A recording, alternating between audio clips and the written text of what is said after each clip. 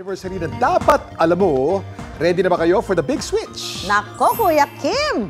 Ano yung switch na yan? Lights on o lights off ba? Ba, parang Boy Agunda ha? Lights on, lights off ha? Hindi, Susan.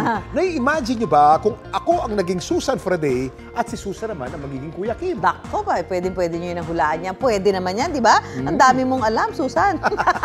That sounds a lot of fun, Kuya Kim. Ngayong second anniversary ng programa, magiging motor geek muna ako, Kuya Kim. Yan ang buhay naman ng kwentong dapat alam mo. Bukod sa pagbibigay ng trivia, dapat alam mo na mahilig din ako magmotor. Magmula nung bata ako hanggang naging binatilyo ako, bawal ako sumakay ng two wheels, bisikleta, motor o kahit na ano. So nung nagkaroon ako ng pera, ang una kong binili talaga yung motorsiklo. Simula ng mga 1990s, kahit sa trabaho, pumapasok ako kung nakamotorsiklo araw-araw.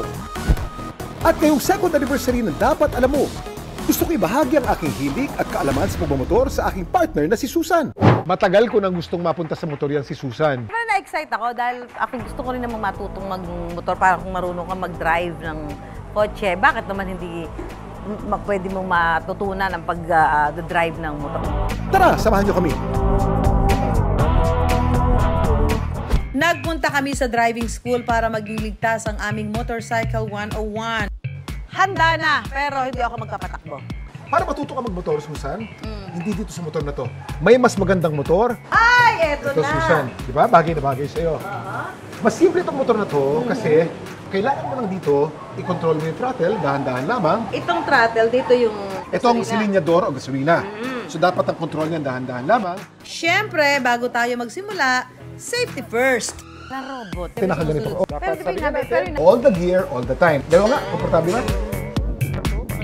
Ready na! Let's go!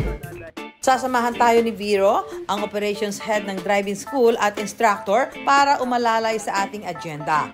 First lesson po namin yung tinatawag naming pushing motorcycle. Doon po sa lesson na to, mafe-feel nila yung bigat ng gagamitin nilang motorsiklo. Sabay nito, yung pag-control ng throttle and then yung sensitivity ng mga brakes.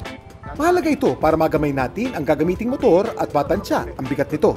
Sa kauna-una ang pagkakataon, sasakay si Susan ng motorsiklo. Dito nang po naparod sa Dapat Alam Mo. Alam mo yan? Ayun, di ba? Kinakabahan lang ako doon sa parang kukontrolin yung pagpapano ng gas. Yun lang naman ang pinaka-worry ka na parang ayaw ko baka umarangkada ako eh. Relax lang, Susan. Nakaalalay kami ni Vero sa'yo, ha?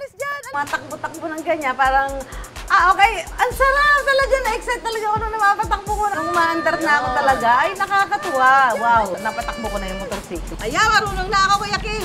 Konting abante pa, Susan. Kayang-kaya mo mag-isa. Tingin ka dun sa dulo at papuntahin mo ron at hindi ka na namin aalalayan. Okay? Ay! Si Susan as a student, pagkagaling-galing na student.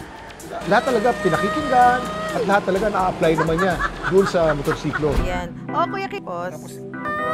Dahil doon sa naramdaman ko kanina na excitement at natuwa ako, talagang itutuloy ko na to dahil balita ko naman din si Kuya Kim merong ibibigay ng motor.